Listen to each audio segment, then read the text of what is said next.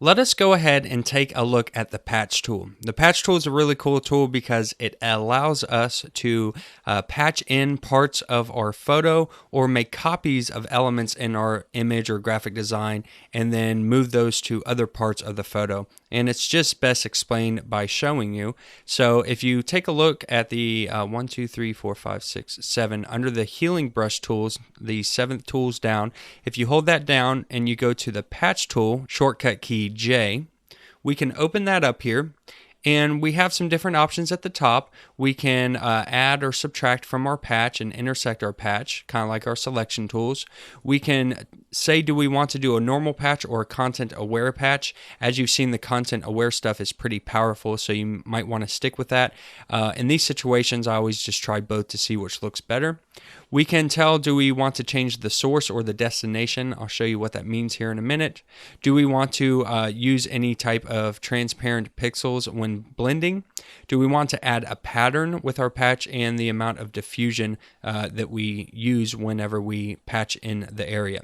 So let's just take a look at what this is like. Now, remember, we're on source right now. Destination will be something different here in a minute.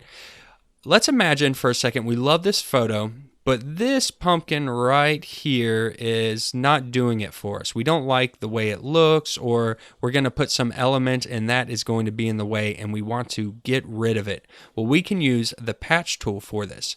And the patch tool is kind of like the lasso tool. It's a freehand selection tool. So you'll need to draw a line around the selection that you want to get rid of. And when you let go, it makes a marching ant selection, and then you see some of those options popped up like use pattern and so forth. And then we want to get rid of this. Now, once we've made that selection and we put our cursor inside of that selection, another arrow next to the icon pops up, and that tells us that we need to move this patch.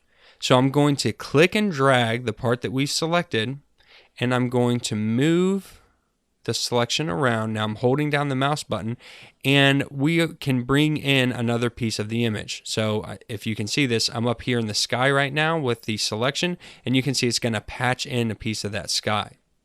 But if we find something similar to what's going on in this image, it's going to paste it in there, but then it's also going to patch it or blend it in very nicely for us.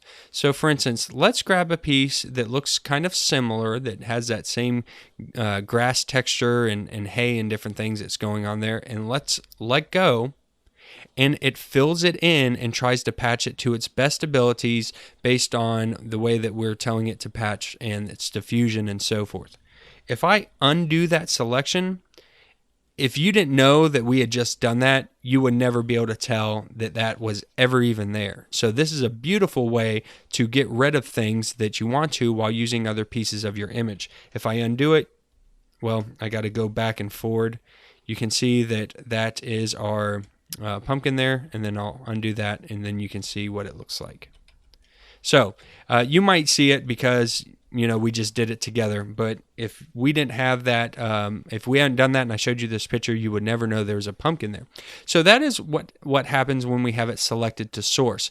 Now, we can fill this with a pattern. So if we select a pattern up here, one of our patterns that we would use, let's just pick a random one, and we hit use pattern, it's going to try to use that pattern and fill it in. Now, in this example, it looks terrible, but there will be times where you might be able to use a pattern to fill in pieces of your design work or your photographs, and so you might want to mess around with that.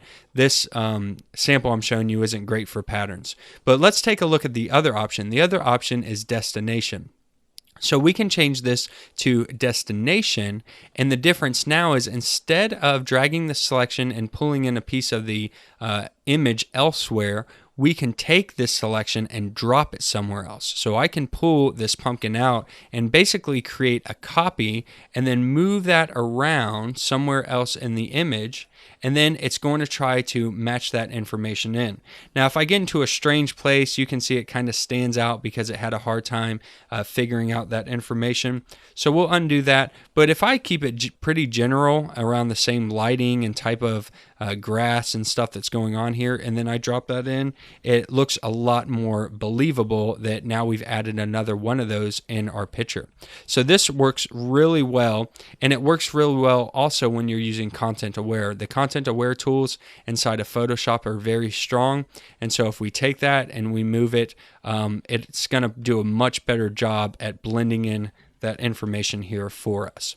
So that is how the patch tool works. You can either change out a piece or selection inside of your graphic or photo that you want, or you can make copies by changing the source and destination under the normal settings and duplicating pieces of your work, and it tries to match the background and make it fit in and look really good. So Photoshop has become very powerful in that aspect, and that's why I love using this program so much.